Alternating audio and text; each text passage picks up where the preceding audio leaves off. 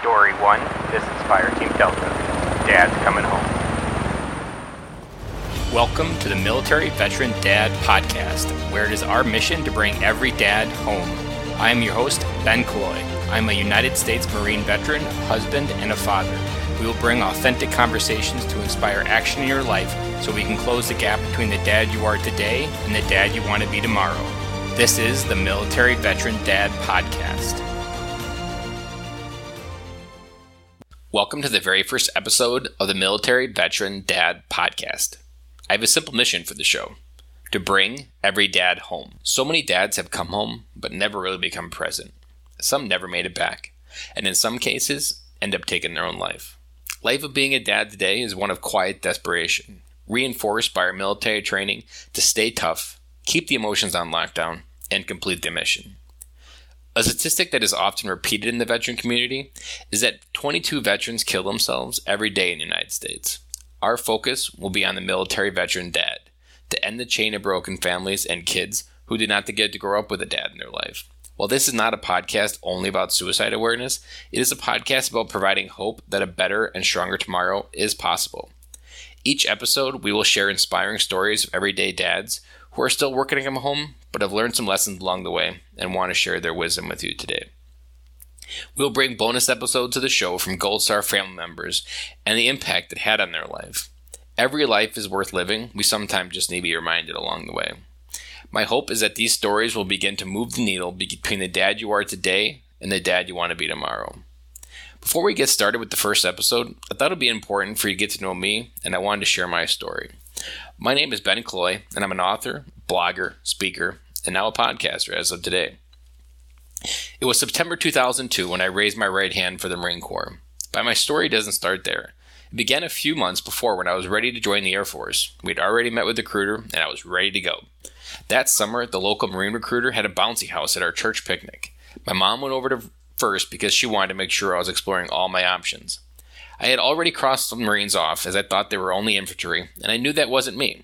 I quickly found out that is not, and following Tuesday, I had a meeting with him in the guidance counselor's office, and 2 weeks later, I was rated my right hand for the Marine Corps. Little did I know at the time, he was the number one recruiter in Wisconsin 3 years in a row. I share this moment because it was the first breadcrumb to the life that has led me here today. It was an uncommon reason for how I ended up in the Marine Corps, but it was this 90-degree pivot that I attribute so much of my life today. During my time serving, I had the privilege to call Okinawa, Japan home for 3 years. I got to see places like the DMZ in South Korea, the Philippines, and Australia. I left in August of 2007 with a simple belief that I was meant for bigger things in life, and the Marine Corps was going to hold me back. But what no one told me was that life after serving was going to be the next hardest battle we faced as veterans. Maybe they did, and that was just the part I was too tired to remember.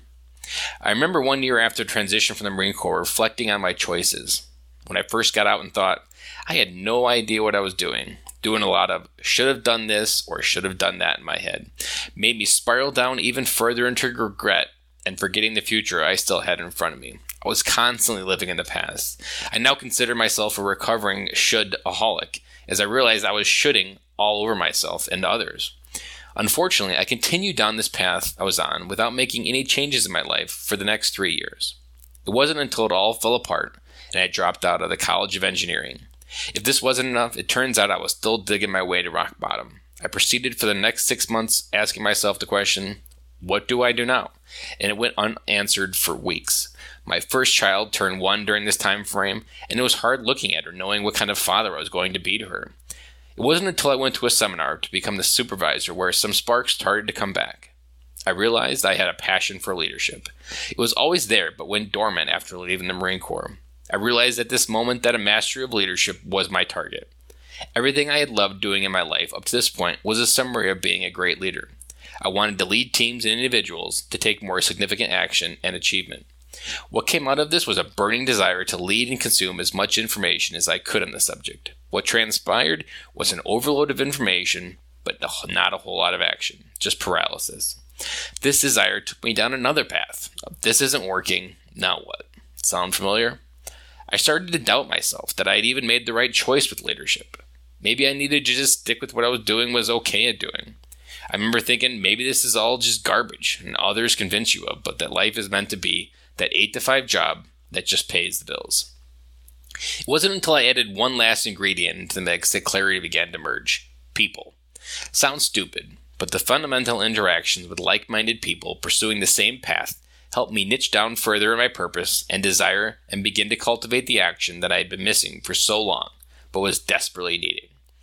11 years after the Marine Corps, I am making the connections I needed, making the choices to deliver the results I hadn't seen, and I'm still working through, but without struggle, we cannot have growth. Today, I work with military veterans' dads through podcasting and coaching on how to come back home and be dads and husbands our family needs. I want to leave you with one parting thought. What if the things in life today are not getting the results you desire?